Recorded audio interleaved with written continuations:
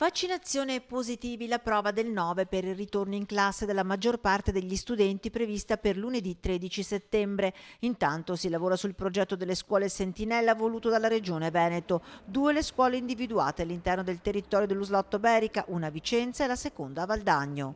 L'idea è che nella prima parte vengano fatti in loco con un accompagnamento da parte della struttura e poi più avanti in automonitoraggio, in autosomministrazione.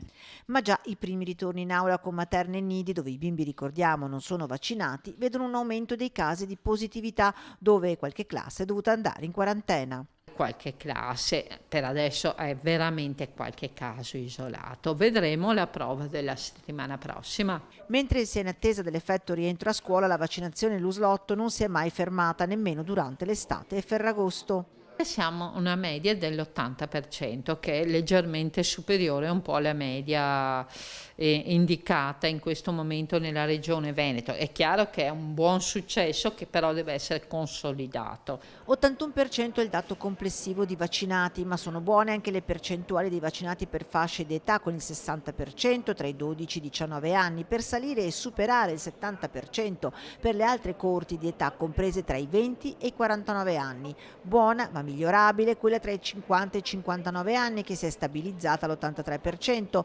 oltre il 90% fino al 100% per classi da 60 agli 80 anni.